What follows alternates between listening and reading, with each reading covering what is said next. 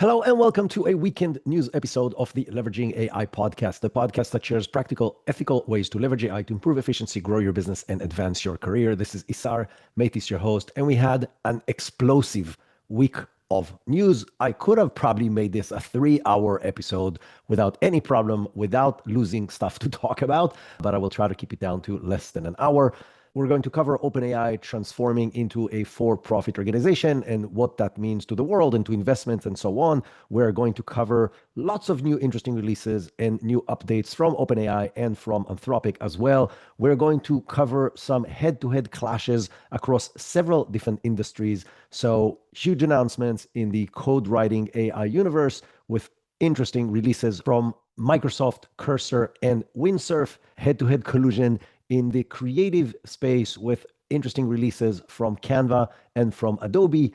And this was also Q3 earning announcements in the tech world. So there's a lot of stuff to learn there. Huge investments across several different companies. So we have really a lot to talk about. So let's get started. As I mentioned, the biggest news of this week is that OpenAI has finalized its long-awaited shift to a for-profit organization. Now, if you remember, and we covered this across multiple episodes of this podcast, this hasn't been a smooth sailing. There's been a lot of organizations that were trying to slow or prevent this process, which included open letters from leading influential people across multiple industries, including the AI industries and so on.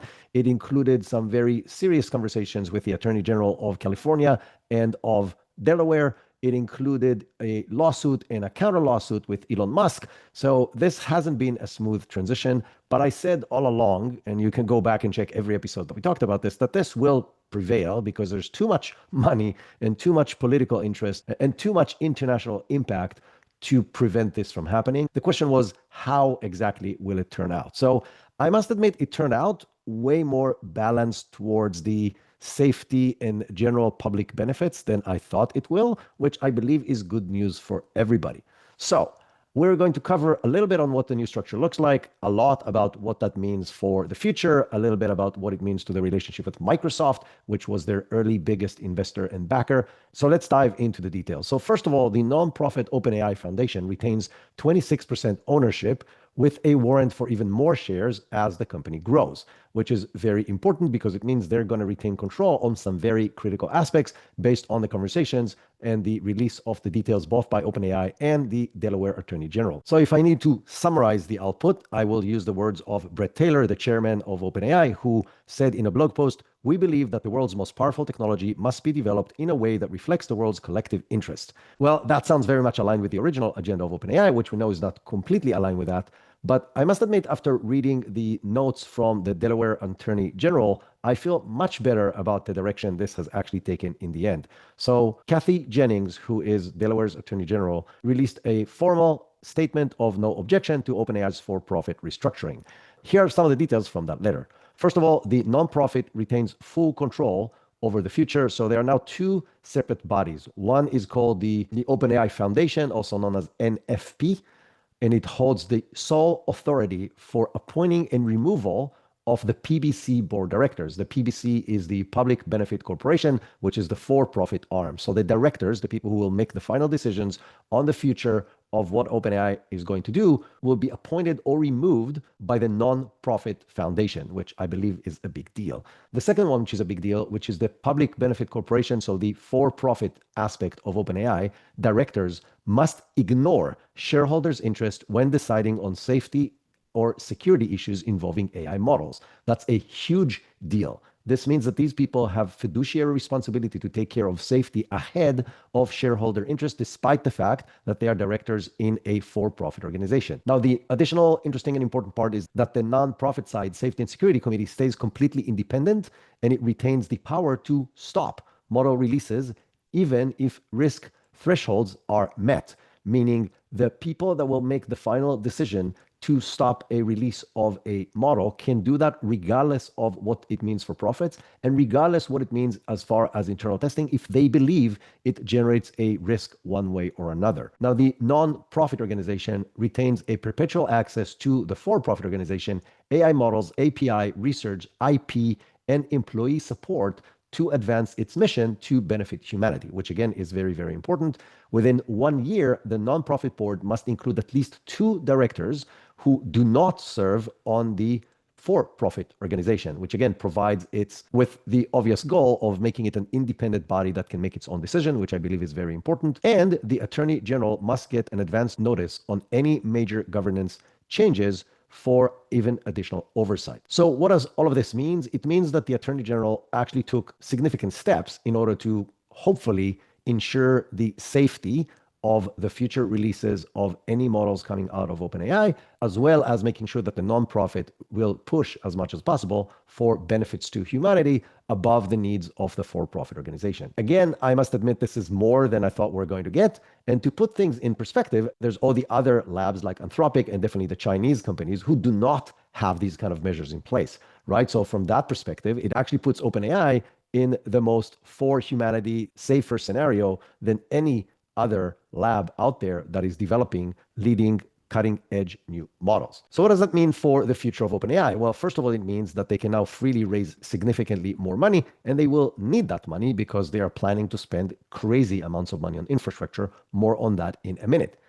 The first piece of news that came out immediately after this announcement is that OpenAI are eyeing a $1 trillion valuation IPO sometime in 2027 with the goal of raising $60 billion in that initial public offering. Now, to put things in perspective, currently in the world, there are 4 companies, only 4 companies in the entire world with a valuation of over $1 trillion.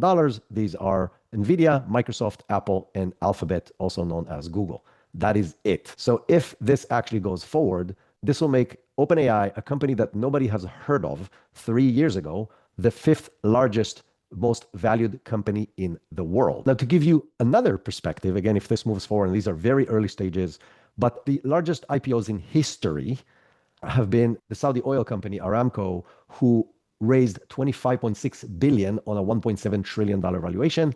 Alibaba with a $21.8 billion raised on a $175 billion valuation, and SoftBank with $21 billion raised and a $64 billion valuation back in 2018. So from a valuation perspective, this is going to make it the 2nd largest IPO ever after Aramco's IPO in 2019, and by far the highest from money raised if they can actually raise these 60 billion. Now, based on the raises they were able to make in the private markets, that should be an easy peasy thing for them to do. And so from every perspective you're looking at this is going to be an incredible IPO. And I'll be very surprised if it's not going to happen, because the amount of money they're planning to raise cannot be raised in the private markets, even though they've been very successful in raising very significant amounts so far.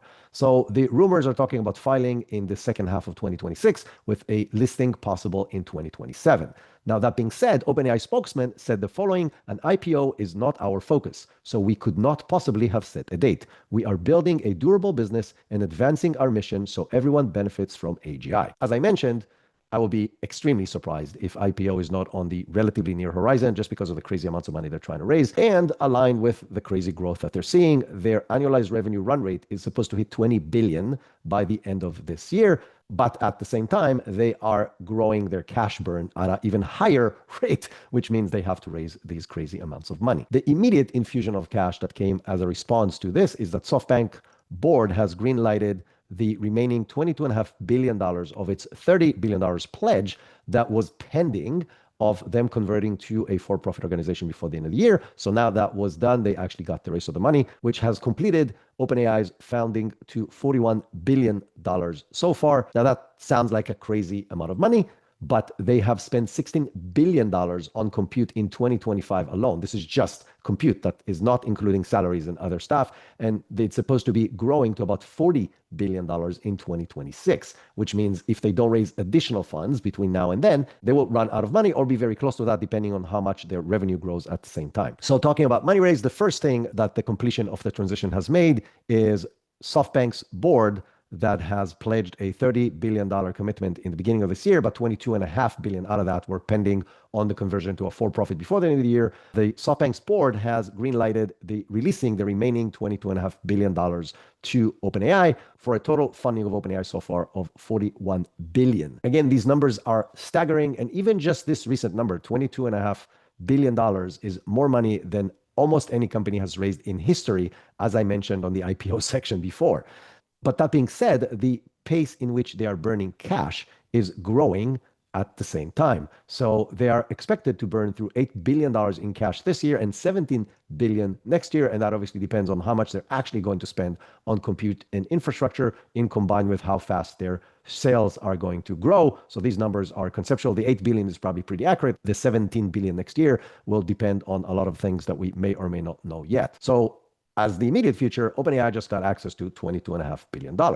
But there's another aspect, a big aspect, which is the deal with Microsoft. Microsoft was the early big investor in OpenAI, and without them, probably OpenAI would not exist the way it exists today. They invested initially $1 billion and over time over $13 billion. And they had a very interesting relationship as far as a capped profit sharing with OpenAI because they were a non-profit organization. And that had to be replaced with a different kind of partnership as a for-profit organization is being formed with assets and ownership of different investors. And I must admit, this was very interesting to watch because there are a lot of interest. One of the big things that was in the original agreement was that OpenAI can stop providing Microsoft with any models once they independently decide they have reached AGI. It was also capped that these models will be available to Microsoft by 2030. Both of these things were not very good for Microsoft. So the final agreement that they have reached is actually very favorable to Microsoft, I believe. And let me share with you some of the details. First of all, Microsoft will own 27% of OpenAI. In the current $500 billion valuation, that's $135 billion on an investment of $13.8 billion. That's not a bad return. So we're talking about a 10x return in less than 4 years from the beginning initial $1 billion investment. In addition, this has fueled a 2.5% surge in Microsoft shares that is now pushed their total valuation to over $1 trillion in market cap, which by itself makes the initial investment look like peanuts. As far as who can declare AGI and what does it mean, OpenAI retains the ability to declare achieving AGI, but that cannot prevent them from providing the access to models to Microsoft through 2032. So that's a 2-year extension. And in addition, the AGI announcement will have to be approved by an independent expert panel that reduces the power of OpenAI to declare that even further and the risk to Microsoft to significantly less than it was before. Now, from a cloud compute perspective, I believe this is a very balanced deal that supports the needs of both companies. So OpenAI is now free to raise capital and sign deals with rivals like Amazon and Google for non-Azure web services that were problematic before, but they are committing to buying $250 billion in Azure cloud compute, which basically means that Microsoft is still going to get the lion's share of future compute from OpenAI. An interesting point that Satya Nadella shared, he shared that when he made the initial investment of $1 billion in OpenAI, Bill Gates, the founder of Microsoft, told him that he's making a really bad bet. And the quote is, "Yeah, you're going to burn this $1 billion." Well, that is not how it turned out. This turned out to be worth $135 billion right now. And $135 billion right now, it has grown the market cap of Microsoft significantly because of the huge investments in Azure that OpenAI has put into it, as well as if the IPO goes forward and they're actually valued at $1 trillion, that means that Microsoft share will be worth more than $250 billion, which is more than most companies on the planet. So overall, I think both companies can be happy with this new agreement. But putting that behind them puts OpenAI in a very interesting position of running forward now with nothing holding them back to fight global dominance. And to do that, one of the things they did this week is they released a letter with an urgent call to the White House declaring that electricity is the new oil in this new global race for achieving very powerful AI. And they're warning that without massive new energy investments, the US will fall behind China. So putting things in perspective and some information from that letter, China added 429 gigawatts of new power capacity in 2024 versus only 51 gigawatts in the US. That's more than 8x the amount of electricity that China added compared to the United States. And OpenAI is calling the US government to commit 100 gigawatts of new energy capacity every single year between now and 2030, with the idea that electrons are the new oil. This is the exact quote from OpenAI's blog post that is framing electricity as a strategic national asset and not just a resource to drive homes and industry. And again, the quote is, "Electricity is not simply a utility, it's a strategic asset that is critical to building the AI infrastructure that will secure our leadership. Now, for most of us, these numbers mean nothing, all these gigawatts. So to put things in perspective, a CNBC analyst said that 10 gigawatts equals about the annual power usage of 8 million US households, which means what OpenAI is urging the government to do of 100 gigawatts per year means the capacity of 80 million homes worth of electricity every single year added to the US grid. That is obviously very significant. I must admit that with the current administration, I would not be surprised if it moves in that direction, maybe not at the full capacity that OpenAI is trying to push for, but definitely moving to significantly more power. And with the current administration, it may come to any new company that will be willing to build electrical capacity, regardless whether it's that positive or negative for the planet, regardless of their sources or the resources. I think that's what's going to happen, and I'm not necessarily happy about this. That being said, I do see the logic of this being a significant aspect of the future race to holding the most powerful technology human race has ever developed, and hence there's a reasonable argument behind it. I just really, really wish this will go a lot more towards clean energy, which in the immediate phase will come mostly from nuclear, and then maybe some of it from solar and other green sources. Now, in an open Q&A session, Sam Altman revealed some interesting things as far as the future of where AI is going and what they are claiming when it comes to how fast can research in the AI field and any field accelerate. Sam Altman said that they are going to have intern-level AI research assistant by September of 2026. That's less than a year from now. That means somebody who can work in OpenAI at a junior capacity in AI research. The more profound projection said that they're going to have a complete legitimate AI researcher, a system that can autonomously deliver significant research projects by 2028. At that point, we're basically hitting the singularity because AI will be able to develop new AI independent of human input at a faster and faster pace. Or as Jacob Pachocki, who is OpenAI's chief scientist, said, "We believe that it is possible that deep learning systems are less than a decade away from superintelligence." So basically, the systems that we have today will allow us to get to superintelligence in less than 10 years, and we're already into those 10 years and counting. Another thing that he mentioned that was interesting is that future models will dedicate entire data centers to single problems.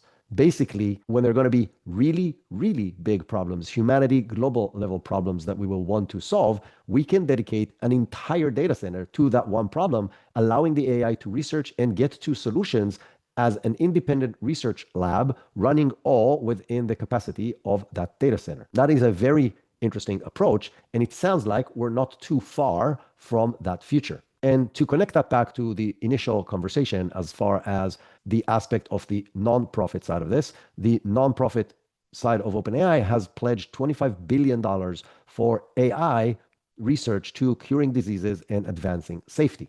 That sounds like a really small amount of money compared to the crazy amounts of money that are being thrown around, but it's still 25 billion that OpenAI has committed that other companies has not committed to solving really big global problems and advancing safety of AI, which I think is great news. Now, speaking of safety, another thing that was revealed by OpenAI this week is that every single week, over 1 million active ChatGPT users discuss explicitly suicidal planning or intent. This is 1 million people every single week that are discussing potential suicide with a chatbot. Now, while this number is really, really large, it's 0.15% of the 800 million users that it has. But what it is showing is a very interesting phenomenon where a lot of people that are potentially considering suiciding, who definitely not having a good life right now, who may or may not had an opportunity to discuss this with anyone before, either because they were ashamed or they were afraid or they do not have access to mental health resources, either because of the place they live or because of budget constraints, can now consult with something, not necessarily someone, about their situation. That being said, that makes it very, very scary. And OpenAI, I must admit, is investing a lot in that direction. They have partnered with over 170 mental health experts to refine ChatGPT's responses, and they're claiming that GPT-5 is significantly better at dealing with these kind of situations of any mental health crises that are shared in its chats. As you probably remember, there's an ongoing lawsuit from a parents of a 16-year-old who died by suicide after confiding with ChatGPT, which has led OpenAI to take a lot of different measures, including improving its age prediction to protect children, including releasing their parental controls that they just released a few weeks ago, including new safeguards for long conversation resilience, and so on and so forth. So I'm very sad that that event has actually happened. But if 1 million people right now are considering suicide and ChatGPT can prevent them from doing that and hopefully provide them with the right guidance or connect them with the right human assistance, then I think this could be a great promise for mental health globally. And as the research around it evolves, if we can provide mental support for anybody who has internet access for $20 a month or free in many cases, I think that is a very big win for mental health around the world. That being said, there is a lot to ask about, is the right thing to put the future mental health of the world in the hands of an AI? Is that a good idea or not? I must admit, I don't know. I'm on the fence on that just because of what I said before. I think it can provide great support for a lot of people who cannot get support otherwise. And by that means, it is very, very good. Will it be able to deliver the right support is a question that I'm still asking myself. But the same question can be asked about human psychologists and psychiatrists, which cannot guarantee any success. They are trying the best that they can as well. So again, I'm still on the fence on that, but I'm leaning towards this is a great opportunity for the mental health of our universe. The one thing that I will say that wasn't mentioned in this article that really troubles me is that they clearly saying that they made a lot of progress to make GPT-5 significantly better and safer. However, if you remember, after all the snafu of the release of GPT-5 and eliminating all the old models, they brought it back. So users can continue to chat with GPT-4o, and probably a lot of people will because of the limits on GPT-5, at least on the free version. So there's a whole backdoor to this, oh, we now have a much safer model that everybody can use, where a lot of people cannot use it as much as they want unless they pay. And the fallback will be the model that is not as good at solving these problems, which I find problematic. Can OpenAI find a solution for that? Potentially, like if GPT-4o can identify the situation and then roll automatically to GPT-5 or something like that, there are ways that they can solve it. I haven't seen anywhere them discussing it or even mentioning this situation. Continuing to some more tactical aspects of OpenAI, since we're already talked a lot about them. Well, first of all, they shared something that is extremely powerful, which is shared projects. Previously, this was only available to business, enterprise, and EDU plans, and now it is available to everyone, including free licenses and obviously the Plus and Pro and Go users all around the world across all the different platforms, web, iOS, and Android. So what the hell is this? So if you haven't used GPT projects so far, you are missing out. GPT projects allows you to create a small bubble, a small universe of context. So if you want ChatGPT to know more about a project you're working on, about a client you're working with, about a plan that you have, about a trip that you're planning, whatever the case may be, you can start a new project, you can upload multiple documents and add different instructions to it to explain what this project is all about. Again, it doesn't have to be a project, that's just the name that ChatGPT gave for it. So you can now share these projects with anyone you want, which is amazing because you can now work with coworkers at work, with your spouse at home on a trip that you're planning, and so on and so forth, while sharing this universe of context with them so you can get more custom, more specific answers and results aligned with information in that project. I am really excited about this because I'll be able to do this with many of my clients and many other people who are in the AI space who are collaborating with me. And I think this will be incredible. And I'm very happy about this new release. OpenAI also announced 5 key new updates to the recently released Atlas Agentic browser. These will include tab grouping for different profiles, which is really, really cool. So instead of logging out and logging in with different profiles, you can have different tab groups with different profiles. You can have one for work, one for personal, and one for whatever. It doesn't really matter. That is definitely a very helpful feature. There is going to be a whole overhaul of bookmarking and shortcuts. There is going to be more features in the sidebar, including the ability to select models right there from the different ChatGPT versions. They're going to improve the at mentions for richer context across different tabs. So you don't have to copy and paste information from one tab to the other. You can just use better at mentions that they had before. They are dramatically improving the speed of the agent mode, which is right now really, really slow. Like if you tried it, you will pull your hair out before it actually does something. So it's supposed to start working significantly faster. And they're updating many other small things for what they call everyday essentials, including like an ad blocker and other different small fixes like integrations with password managers, etc., etc. So lots of new things are coming to Atlas.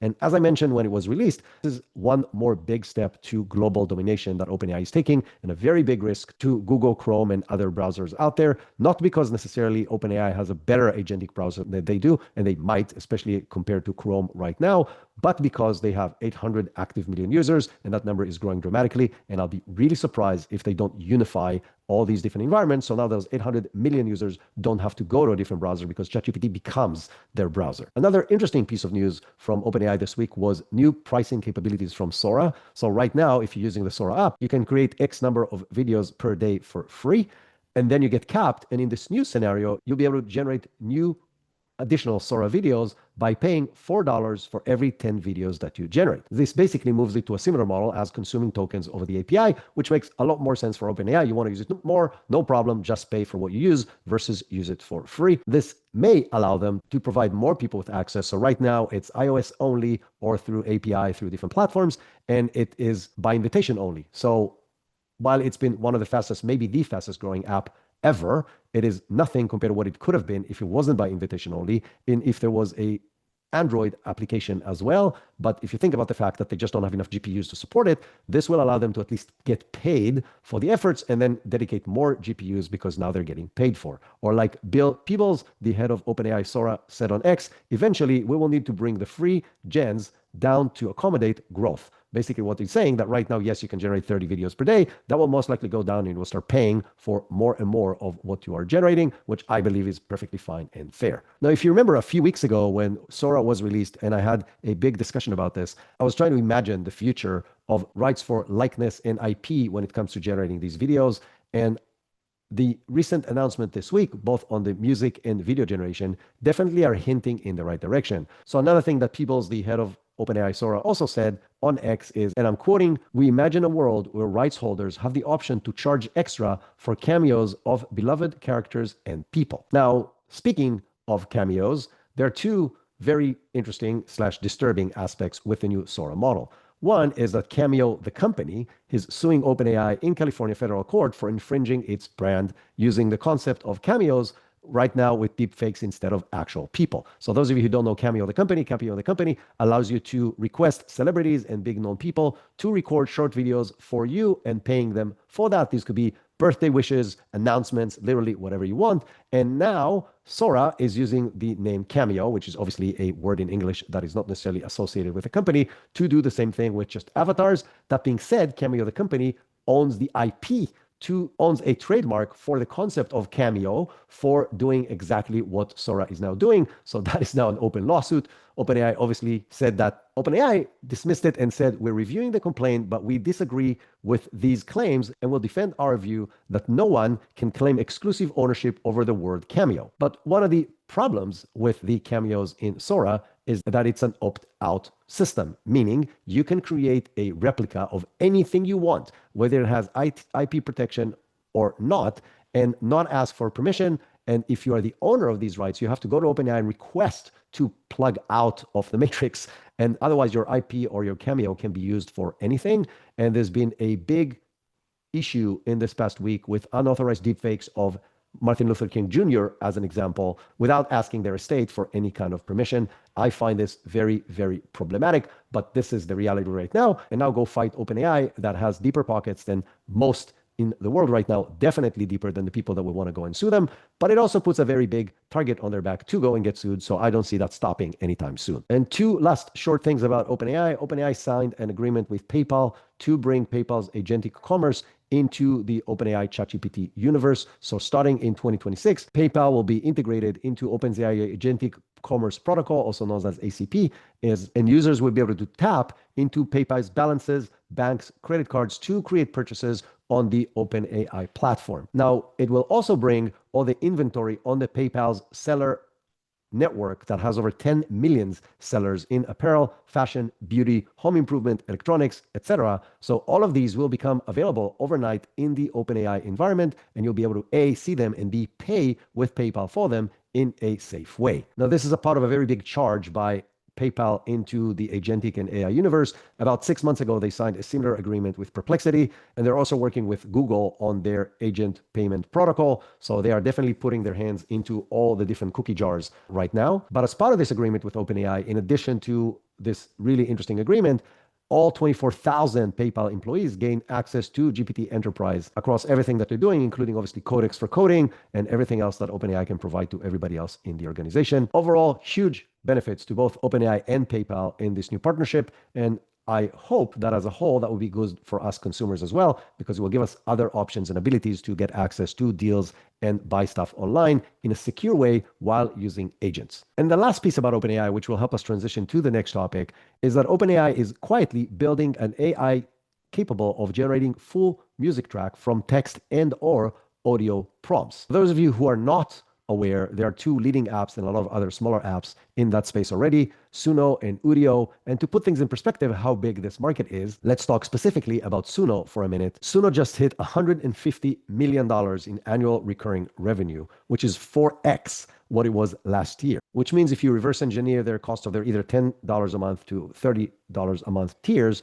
they have about 5 million paying subscribers, which is very, very significant. They're also running on pretty hefty margins of over 60%, even when you're including the free tier users in that, and most of their users are obviously in the free tier. They're currently going after the next funding round, which will probably value them at over $2 billion. That's 4x from May of 2024, so a year and a half ago, of $500 million valuation with a potential raise of over $100 million. Now, those of you who haven't played with Suno or Udio, I highly recommend you do that. It creates amazing music of any kind, of any genre in seconds with the lyrics and the music and everything in between, and producing it in a way that is really cool and really fun to use and play with. I do this for every single speaking gig that I do, and those of you who've seen me speak know what I'm talking about. The latest version, that is version 4.5, allows you to generate 4-minute tracks at 32 kilohertz, which is really long and really impressive across 200 different styles of music. And in addition, they recently introduced Suno Studio, which is a DAW-like multi-track editing system. You can actually work track by track on separate instruments and really build and change your music however you wish at the instrument level. It is really, really fun, and it allows professional music creators to now use AI to create music or to change existing music or to add layers of music to music they've actually written on their own. So you can either hum or play a guitar tune and build an entire song around it in their environment. Very, very cool. And if you are a pro user, you get full commercial rights for the music that you have generated with it. So this tells you why OpenAI wants to get into this field. It is growing crazy fast. But it's not all unicorns and butterflies. There are multiple lawsuits right now by Universal, Sony, Warner Brothers, etc., alleging that they are using their IP on the music that has been generated by human people to create this AI music. So both Suno and Udio are being sued. Udio just signed an agreement specifically with Universal as part of that lawsuit to get out of part of it. Suno cases is still moving forward with Sony and Warner Brothers as well. So there's a very big mix there. By the way, the Udio agreement is not positive at all to Udio, and even worse to Udio's users, because the music inside of Udio was locked, so you can't export it anymore, which if you have been paying for Udio, that really sucks if you haven't downloaded your music yet. So big pressure from the really big players in order to make this thing stop and go away. Suno is, at least for now, still fighting, but OpenAI is just around the corner, and it will be a lot harder to fight OpenAI unless they can reach some kind of a precedent before that happens. Suno is obviously claiming fair use, just like in any other similar case in other capacities of AI training. But now let's connect some of the dots and think where this can evolve or where this can go. Let's assume for a minute that all these models, so Suno, Udio, OpenAI, whoever else developed these models, gets full integration into Spotify, where you can now create playlists on the fly based on your mood. Spotify has over 600 million active users that can now overnight start consuming and generating real-time AI music to their taste to fit their exact needs at that specific time. Will that completely replace the human-generated music industry? I don't think so. I think it's going to hurt that industry, but I think it's going to put a premium on human-generated music, and I think people will still want to go to live concerts and still want to consume songs that they know. But I'm looking at this from the perspective of somebody who grew on listening to vinyls and then cassettes and then CDs and then DVDs and then streaming music and in between MP3 players. So the only thing I know is human-generated music, which I listen to every single day. I love listening to music. I play bass, and so I'm very connected to my musical background with the genres and the creators that I love. But will my kids, or definitely their kids, care whether the music that they love was created by humans or not? I don't know. And if I had to guess, I would guess no, they wouldn't care. They would just care about the fact that they're enjoying the music. That leads to the problem that I mentioned many times before on this podcast, that every person may listen to different music than other people would listen to, which means you may not be able to talk or share music with others because they wouldn't care, because the music that they created or was created for them on the fly based on their needs is going to get them bigger satisfaction and enjoyment than the music that was created specifically for you. That creates an even bigger divide in the world, which again, I don't find as a good thing. So on one hand, explosion and democratization of music creation, awesome. On the other hand, where is this leading the entire world of music between creators and consumers of music? I don't know. Let's switch gears and talk about Anthropic for a minute. Claude finally is releasing the biggest issue I had with Claude so far, which is it did not have memory. So as of right now, Claude is going to have full memory and on across all its different plans. If you don't have it yet, it is coming in the very near future. The rollout has already started as long as you're a paid user. So what is memory? If you don't know, ChatGPT has been remembering stuff about you and storing it in a memory that enabling it to provide you better contextualized answers to your needs, who you are, what your role is, where'd you grow up, what industry you're in, what services or products you provide, et cetera, et cetera. And this helps ChatGPT be significantly better than Claude because it knows all of that information. Gemini has a similar feature that I must admit so far hasn't been as good as ChatGPT's, but Claude is now adding this feature that will allow it to remember things about you, about your company, about your industry, and so on, and provide you significantly more relevant and more contextualized responses, which by definition will make Claude a better tool. As I mentioned, right now, my biggest differentiator towards ChatGPT over Claude is memory. And the fact that Claude is now going to have it might tilt my usage of Claude to be more than I'm using ChatGPT. I'm paying the full price for both, so it doesn't really matter from that perspective. But I really like Claude for many of the things that it's doing. The fact that it did not have memory was a big deal for me because I can get a lot more specific responses from ChatGPT, and that benefit that OpenAI had is going away right now. In addition, they did something very, very cool, which allows you to effortlessly import or export memories from other tools and bring them into Claude, meaning I can now take the memory that I have built in the past X number of months in ChatGPT and bring it into Claude, which is exactly what I'm planning to do as soon as I get access to this feature. Now, just like the other platforms, you have full visibility to these memories. You can go and look at them. You can delete them.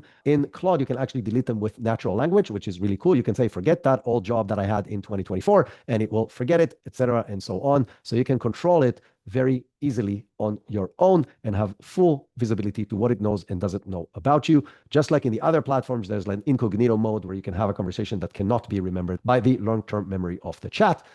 And all these companies are working towards the same thing, which I will now quote Mike Krieger, the chief product officer of Anthropic. We're building forward Claude to understand your complete work context and adapting automatically. Memory starts with project continuity, but it is really about creating sustained thinking partnership that evolves over weeks and months. In the broader picture, he's talking about work. They're building models that will know you. And because it knows you, it will be able to be your ultimate assistant and support you in everything that you do, from your personal life to work and beyond. And that is the ultimate goal, right? Having a companion that can be the most effective possible because it knows literally everything about you. Sounds a little crazy. Will I be willing to share everything that I know and everything that I do with an AI model? I think over time, this will become obvious, just like people were thinking that putting credit cards in the internet is insane. And now we all have 20 different credit cards across multiple different websites online. Speaking of interesting releases this week, Minimax, which is a Chinese company that is known so far mostly for their video generation and image generation tool, just released M2, which is currently the most advanced open source model on the planet. It is a 200 billion parameter model, but it only uses $10 billion active for every single question using a mix of agents kind of approach. This is a very similar approach to the way DeepSeek and Moonshot Kimi is doing their magic, but with significantly less parameters, which makes it faster and cheaper. So to put things in perspective, DeepSeek version 3.2, which is the latest version, is using 37 billion active parameters, and Kimi 2 from Moonshot is using 32 billion parameters, but this new model, M2, is using only 10 billion parameters. What does that mean? It means that it can do everything that it's doing significantly faster and significantly cheaper. Putting things in perspective, the API cost 30 cents for a million tokens of input and $1.2 for a million tokens of output, which is 8% of what you would pay for Claude Sonnet, while running it twice as fast. And it is currently leading across multiple benchmarks over all the open source models, and in some of them, even above Gemini 2.5 Pro and Claude Opus 4.1. And to make it even more competitive, they have tailored the backend and API to be ready to connect to your IDE or CI/CD environments, which are the development solutions that companies use in order to develop their software. And so highly competitive, extremely fast, open source, really cheap model coming from China. Another one of those. And it is just showing you how fast this world is evolving. And it is showing you how aggressive the competition becomes, especially on the development side. But that's just a hint for what's coming afterwards. And just to show how powerful these models are, there's a very interesting contest that started in September and is just about to end, which is a competition to see how good will these models be in trading of cryptocurrency. So 6 large language models battle in this arena with running unsupervised from October 18th to November 3rd of 2025. Each got real $10,000 and identical prompts and data to compete with how well they're going to grow or lose this $10,000. Well, right now, DeepSeek 3.1 grew the original $10,000 to $22,900, which is 129% gain by October 27th, trading across multiple different cryptocurrencies. Coin3 Max are second with $19,600, which is a 95% growth over the original $10,000. And on the flip side, you have OpenAI's GPT-5, who lost 60% and currently has about $4,000, and Gemini 2.5 Pro that lost 57%. In the middle of the pack, you have XAI Grok that earned 13%, that Claude 4.5 Sonnet that grew 24%. This is just season 1 of this arena that, as I mentioned, ends on November 3rd, and then they're going to open season 2, and we'll see what happens there, and I will keep on reporting because I find this very interesting. But what does this mean? What could this mean for the future? This could lead to these labs to actually develop models that know how to trade. So right now they're using the raw models as is. These models were not trained in order to trade effectively online, and you see a big variance between them. But assuming this by itself would drive OpenAI, Google, and so on to say, ooh, this is interesting, this is a business case that we want to pursue, which they probably will, they will start developing and training models to be better traders on stock markets or any other kind of markets like cryptocurrency in this particular case. That may even lead into other companies who will integrate several different models into a trading agent that can replace between the models based on the strengths and weaknesses of these models. Think about how the development world is working right now with these IDEs like Cursor and so on, switching behind the scenes between Anthropic and OpenAI and other models to optimize for code generation. The same exact thing can happen with virtual traders. So if we have these virtual traders and over time they can trade better than humans, where does that put the entire current investment and money management industry? Where does it put the existing platforms? What does it mean for the actual stock market? If nobody's actually trading based on success and failure of stock and or companies, but purely based on algorithms that are going to compete with one another, does it completely take away the concept of the stock market? Many really big questions that I don't think anybody's answering. And I know it might sound crazy that that's where my head is going when I see 6 models battling with $10,000 in their pockets, but I think this is a trajectory in every aspect of what we do in the world right now. Now, since I use the coding industry as an example, huge 3 big releases this week, head to head. The first one I'll start with is Microsoft GitHub has released what they called Mission Control, which is a dashboard that controls all the different activities across the different platforms, combining OpenAI, Anthropic, Google, and other tools into one unified, controlled environment that can run parallel tasks and compare outputs in order to pick the one that is best for your need. In addition, this tool, obviously coming from Microsoft, comes with enterprise in mind, with granular governance layer, with security policies, access control, audit logs, usage matrix, basically everything you need in order to make sure that what you're doing is running the way you want it to run while running multiple processes and agents from multiple sources in parallel. Or as GitHub COO Kyle Daigle said, with so many different agents, there's so many ways of kicking off these asynchronous tasks. And so our big opportunity is to bring this all together. This was immediately embraced and supported by both Mike Krager, the CPO of Anthropic, who said, with Agents HQ, Claude can pick up issues, create branches, commit code, and respond to pull requests working alongside your team like any other collaborator. And OpenAI's spokesperson said, we share GitHub's vision of meeting developers where they work, and we're excited to bring Codex to millions more of developers to use GitHub and Visual Studio Code. The bigger picture here is multi-agent interoperability, basically the ability to combine multiple agents from multiple vendors in a secure and controlled environment. Now, if you think that Microsoft were the only people who made such an announcement this week, I hinted that that's not the case in the beginning of this episode. So Cursor just launched Cursor 2.0, which is launched with what they called Composer, which is what they're calling a blazing fast frontier coding model and a revolutionary multi-agent interface that redefines AI assistant development. Now, they're claiming it is 4 times faster than similar intelligent models. Composer completes most turns in under 30 seconds. This is per their team and their benchmark. Now, it's trained on their entire data set, which is now, I don't know what percentage of the programming world, but many companies switched to using Cursor as their development platform. And so they had a huge data set in order to train this model that is now homegrown versus depending on other people's models. And it will sound very similar to what GitHub just released. So their new Cursor 2.0 IDE centers around parallel agents powered by Git workers or remote machines running multiple models to pick the best results. Sounds familiar, right? The other cool thing is that it has a built-in code review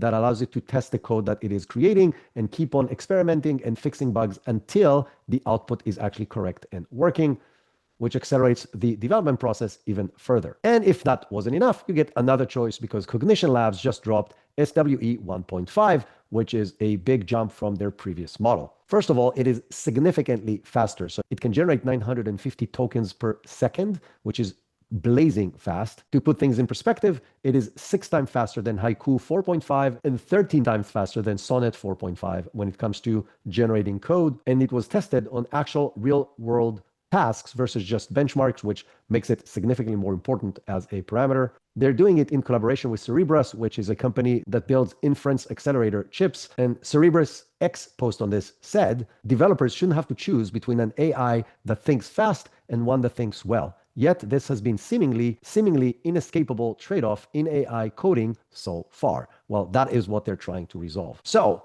bigger picture on the coding world and where it is going, and where does that hint that the rest of the world is going? So the coding universe has been leading the charge on where AI can go, mostly because it's a much more structured universe than just the open universe we really live in. But it is definitely showing us where AI can go and will go for the broader world that we actually know. So where is it right now, and where I think everything will go across any industry and as well as our personal lives? There's going to be a set of planning agents that are going to get the goals from humans. Underneath them, there's going to be orchestration agents who will manage all the execution agents that will actually do the work. There's going to be complete interoperability across all the different agents from all the different companies in these unified environments that can pick the right agents for the right tools, for the right process, compare the results, and get the best output. They will verify the results, they will fix the results, and they will do all of that with transparency and control and accountability for us to be able to see. However, who will check the output?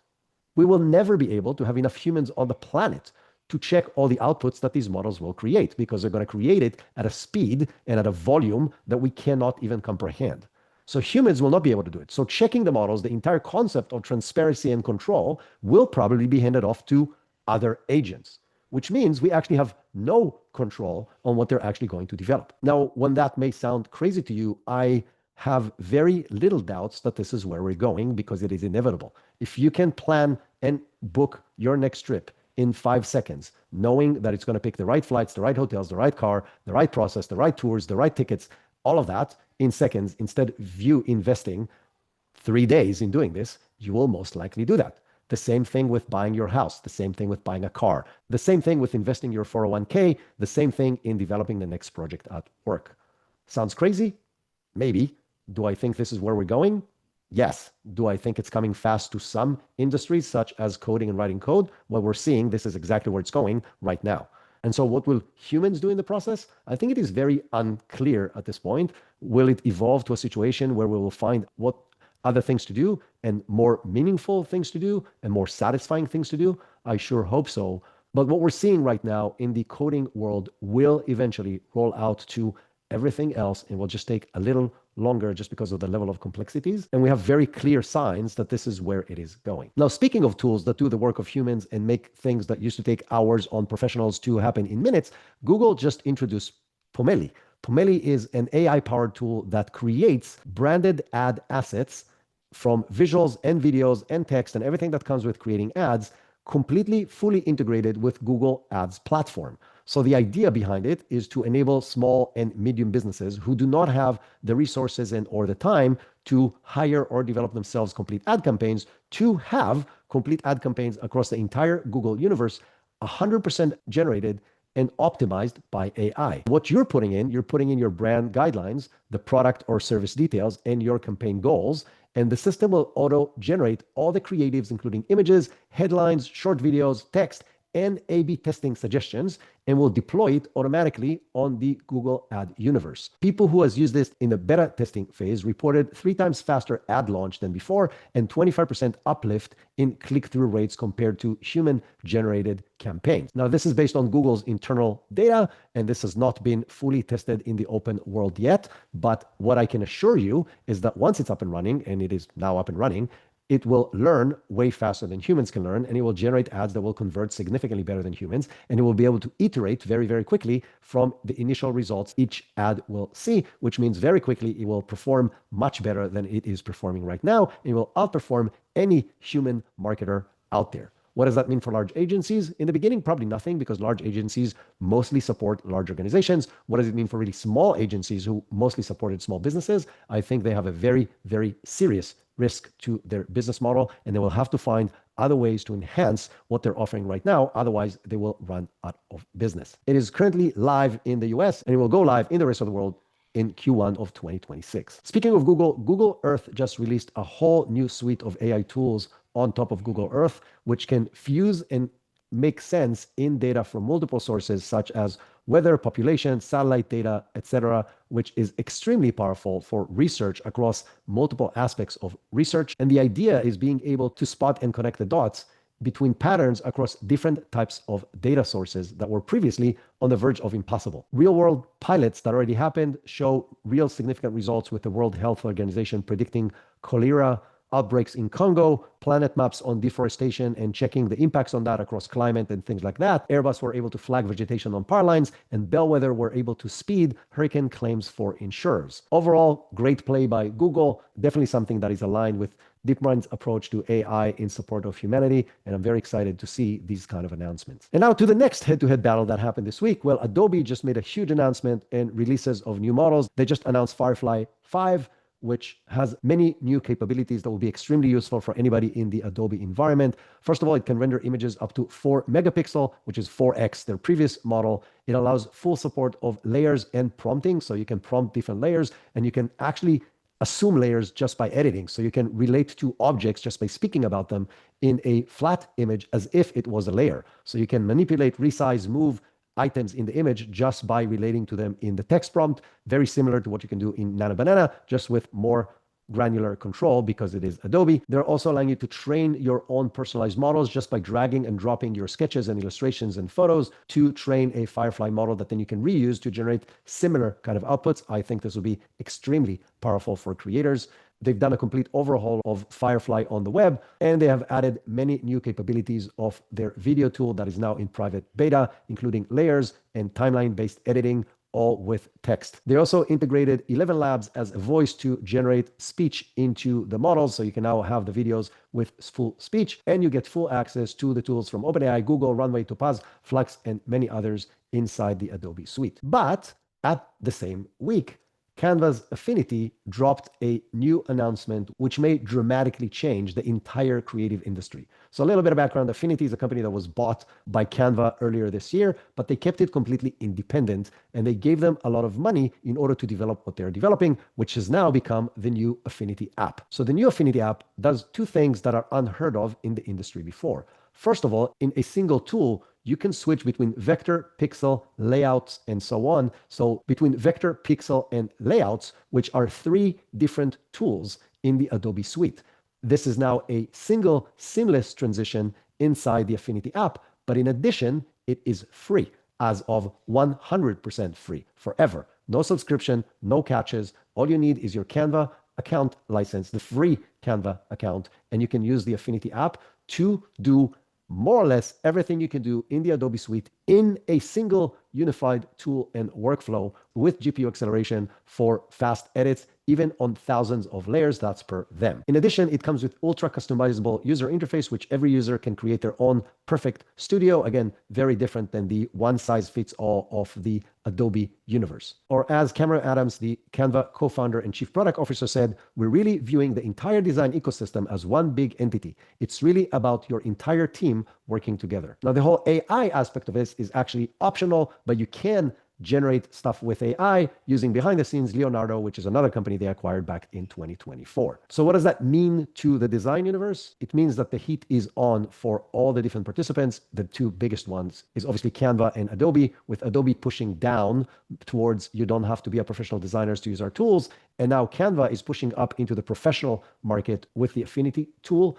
Where will that end? I'm not sure, but I will say something that I said several times before. I think both these tools are at a very serious risk once Google and OpenAI and others starts adding layers and high resolution to their platforms, which is not rocket science, meaning adding the ability to work in layers and work in vectors separate from the way they're working right now, and adding the ability to scale, resize, and change and manipulate the layers with either a user interface or by using prompts, either voice or text prompts, is something OpenAI and Google can add to their platforms in probably a week. Upscaling already exists by third parties, but they can probably build their own upscalers, and then many users will not even go to Canva and or Adobe. They will just stay within the tools that they're going to use for the day-to-day to do everything that they're doing. And especially if you're thinking about the Google environment with the entire suite of Office tools, where you can generate things inside of the Google universe, whether in Docs or Slides or any other platform, and you will understand how big is the risk for the existing incumbents that has been ruling the design space for a while. And now some really fast rapid fire valuations and new raises from this past week. Synthesia, which is a company that allows you to create video avatars, just raised $200 million, getting its valuation to $4 billion, doubling its $2.1 billion valuation from January of this year. They have also hit a milestone of 100 million ARR in April of 2025, which is now already 150 million in October. So a 50% growth in just 6 months. There was an interesting development in between where in October 2025, Adobe has put a $3 billion bid on Synthesia, which refused that to say that it was not enough money. And to prove that, they are now worth $4 billion in this latest round. By the way, HeyGen, their biggest competitor, has now announced that they have just hit the $100 million ARR in October, just 29 months after their first million that they've made. This is unfreaking believable. Another company that did a big raise and a big increase in their revenue in their valuation this week is San Francisco Harvey, which is an AI tool for the legal industry. And their valuation just jumped to $8 billion, closing 150 million Series F, led by A16Z, which is more than doubling the $3.7 billion valuation from June of this year. GenSpark, which is a multi-agentic platform from Silicon Valley that was founded and led by two people who were executives from Baidu, has just raised $200 million round, which is valuing them at over $1 billion, which is more than doubling their valuation of $530 million from February of this year. So whether this is a bubble or not, I'm not 100% sure, but it is very, very obvious that the companies who are moving forward and actually generating real revenue and real growth from real users are demanding crazy valuations and getting these crazy valuations, which doesn't seem like a bubble, because if you can grow from 100 million ARR to $150 million ARR in 6 months, that shows that there's actual demand for your services, which means that it makes sense to invest more money in you. And then the last topic that I want to touch today has to do with the Q3 results shared by the leading tech companies in the world, all happening in this past week. So in the earning calls, we learned several different things, and I'm not going to dive into the details, but I want to dive into one interesting detail, and that is the difference between Microsoft, Google, and Amazon on one side to Meta on the other side. All of these companies have increased their CapEx investments in building new data centers by a very big spread to crazy numbers. However, Microsoft, Amazon, and Google have seen growth in their stock because of that, because they are selling these services to other parties. So every growth in their data centers actually leads to significantly more revenue. So yes, they grew the CapEx by a lot, but they also grew the revenue by a lot as a result of that. And on the Meta side, they're just investing their own cash versus their clients' cash in creating this, which have sent their stock down. Now, Mark Zuckerberg still thinks that this is the right direction, obviously, and I'm quoting, I think that it is the right strategy to aggressively front load building capacity so that we are prepared for the most optimistic cases. So where does this entire episode leave us? It leaves us with crazy growth moving forward, increased competition, increased capacity by huge investments in both the AI technology itself, as well as the investment in infrastructure, whether it is data centers or electricity. And if one thing is obvious, that it is not slowing down and it is going to impact literally everything we know. We will be back on Tuesday with a fascinating episode in which I'm going to show you how AI can write all of your proposals in a way that will be better proposals than you're writing right now, which means you'll be able to win more business with significantly less effort. I've been doing this for the past year plus, and I'm seeing amazing results, and you'll be able to do it as well after you listen to the episode on Tuesday. If you are enjoying this podcast, please like the podcast and write a review on either Apple Podcasts or Spotify, wherever you're listening, and share it with other people who can benefit from it. I am certain you know a few people who can benefit from listening to this podcast, and all the effort it requires from you is pulling out your phone right now, clicking on the share button, and sending it to a few people. I will really appreciate it, and they will too. Thank you so much if you do this, and have an awesome rest of your week.